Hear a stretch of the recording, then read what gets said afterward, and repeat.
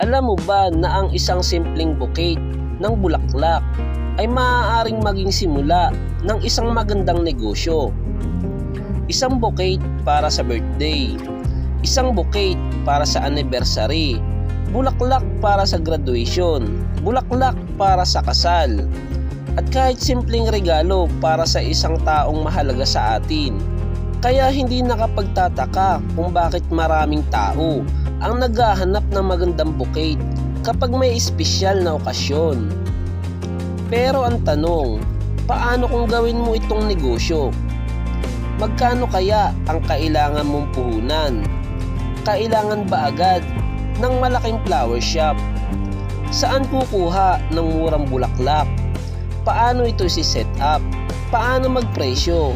Paano kakikita at may iwasang malugi dahil sa mga bulaklak na nalalanta? Sa episode na ito, sisimulan natin ang isang serye tungkol sa pagninegosyo ng flower shop.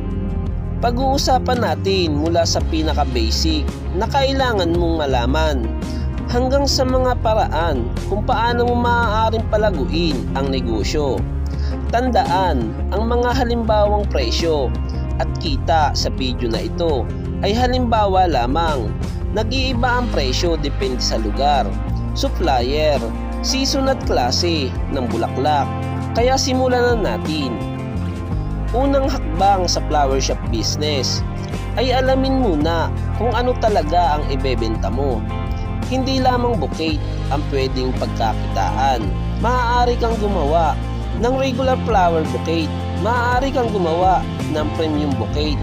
Maaari kang gumawa ng flower box, flower basket, graduation bouquet, birthday bouquet, anniversary bouquet, wedding flowers, at maaari ka ring magdagdag ng dried flowers, preserved flowers, greeting cards, chocolate, stuffed toys at balloons. Ibig sabihin, habang lumalaki ang negosyo, maaari kang magkaroon ng iba't ibang products at package. Pero kung nagsisimula ka pa lamang, huwag mong subukang gawin agad lahat. Pumili muna ng ilang products na kaya mong gawin ng maayos. Halimbawa, maaari kang magsimula sa 3 o 4 na klase ng bouquet.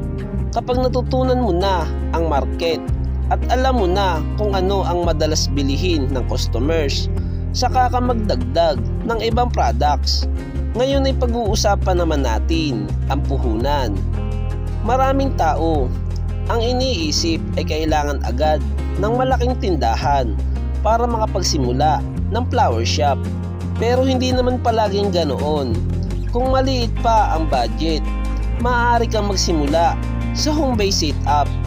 Maaari kang tumanggap ng orders online at gumawa ng bouquet kapag may order. Sa ganitong paraan, mas makokontrol mo ang inventory at mababawasan ang posibilidad na maraming fresh flower ang masayang. Pero kailangan mo pa rin ng maayos at malinis na lugar para preparation. Kailangan mo rin ng basic tools. Kabilang dito ang gunting o floral shear, floral tape, ribbons, wrappers, bakso basket, cards, rubber bands, container, at iba pang materials. Depende sa design. At syempre, kailangan mo ng flowers. Dito papasok ang isa sa pinakamahalagang bahagi ng negosyo, ang supplier. Sa flower shop, napakahalaga ng supplier. Kahit magaling ka mag-arrange ng flowers, kung hindi maganda ang quality ng iyong materials, mahihirapan kang magbigay ng magandang produkto sa customer. Kaya bago ka bumili ng maramihan, maghanap muna ng ilang possibles na supplier. Ikumpara ang presyo, tingnan ang quality, alamin kung gaano kadalas ang deliver, alamin ang minimum order, at alamin kung paano nila hinahandle ang damage o poor quality flowers. Huwag agad piliin ang pinakamura. Minsan mas mahal ng kaunti ang isang supplier, pero mas maganda ang quality at mas kaunti ang wastage. At sa flower business, mahalaga ang wastage dahil kapag nalanta at nasira ang bulaklak bago mo pa ito maibenta, bahagi iyon ng iyong business cost. Ngayon ay pumunta tayo sa pricing. Ito ang isa sa pinakamahalagang bagay na kailangang matutunan ng beginner. Halimbawa, bumili ka ng flowers na nagkakahalaga ng 300 pesos. Maaari mong isipin na ibenta ito ng 400 at kikita ka agad ng 100 pesos. Pero hindi ganoon kasimple. May wrapper, may ribbon, may tape, may card, at iba pang materials. May oras at labor sa paggawa, may wastage, at kung may deliver, may transportation cost. Kaya kailangan mong malaman ang total cost bago magtakda ng selling price. Halimbawa, sabihin nating 300 pesos ang flowers, 50 pesos ang packaging, 30 pesos ang ibang materials, at 50 pesos ang inilaan mong labor at offering cost. Ang estimated total cost ay 430 pesos. Kung ibebenta mo ito ng 500 pesos, hindi ibig sabihin ay mayroon ka ng 200 pesos na kita. Ang difference nito ay 70 pesos lamang bago pa isaalang-alang ang iba pang business expenses. Kaya napakahalaga ng tamang computation. Sales ay hindi katumbas ng profit. Ito ang dapat tandaan ng bawat isa pang magandang strategy ay gumawa ng iba't ibang price levels. Halimbawa, budget bouquet, standard bouquet, premium bouquet. Bakit? Dahil hindi pare-pareho ang budget ng bawat customer.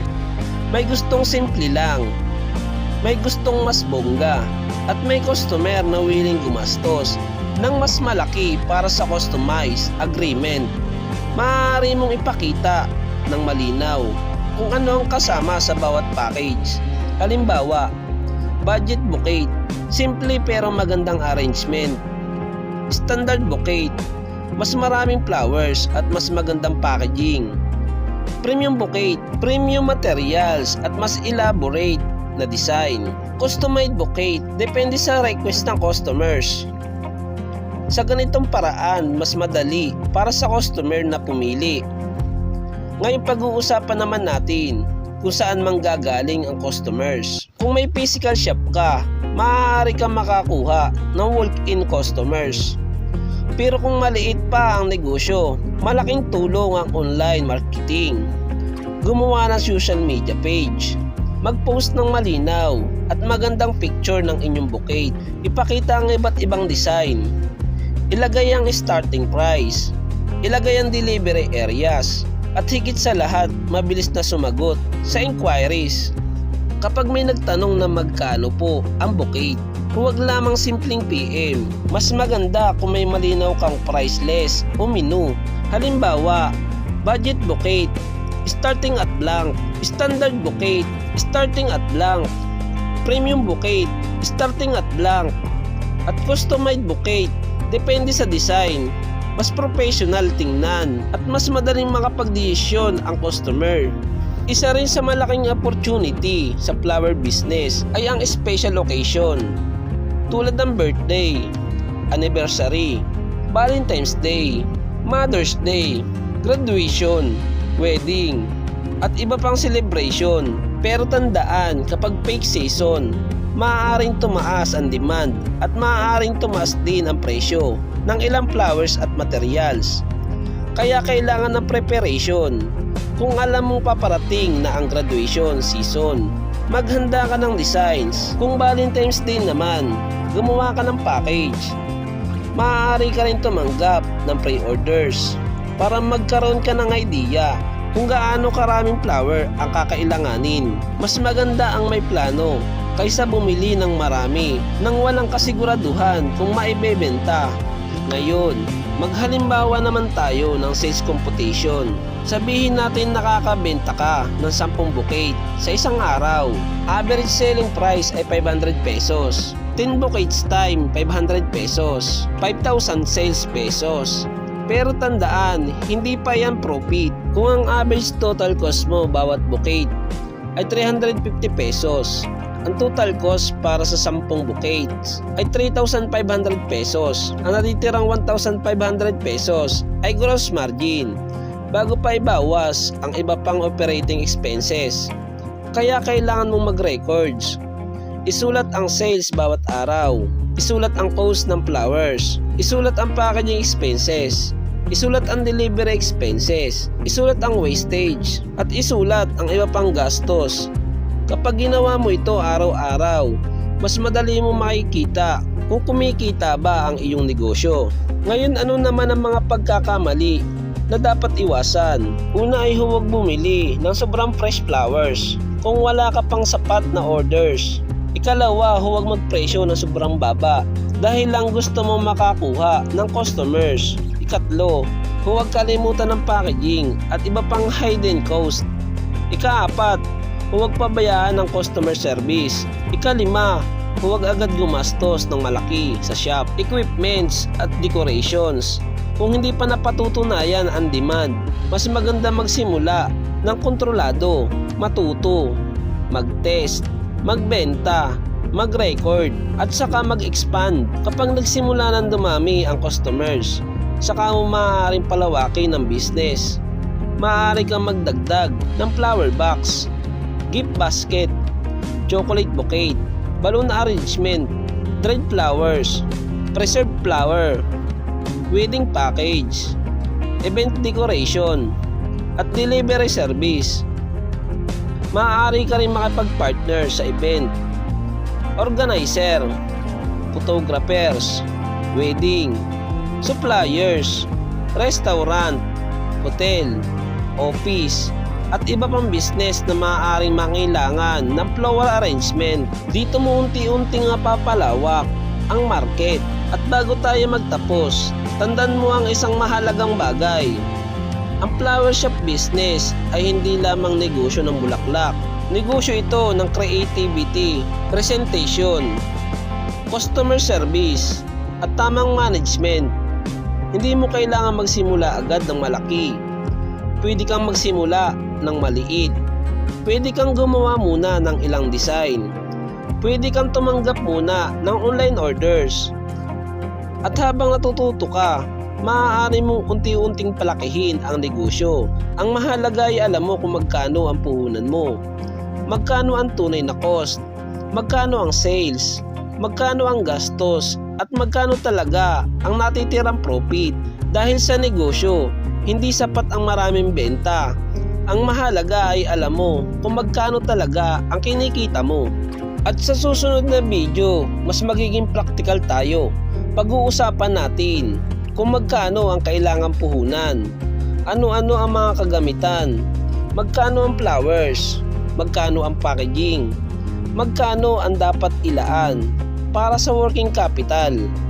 At gagawa tayo ng sample computation para makita natin kung paano maaaring magpresyo ng bouquet nang hindi basta nanghuhula.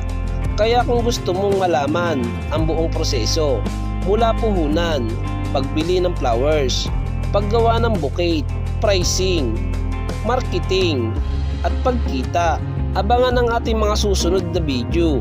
Kung nagustuhan mo ang video ito, huwag kalimutan mag-follow, like, share, at mag-subscribe sa ating YouTube channel. At mag-comment. Tandaan, hindi kailangang malaki agad ang negosyo. Ang mahalaga, tama ang simula, maayos ang sistema, at alam mo kung saan napupunta ang bawat piso. Ako ang inyong kasama sa pag-aaral ng iba't ibang tips at ideas sa pagsisimula ng negosyo. Maraming salamat sa panonood at magkita-kita tayo sa susunod na video.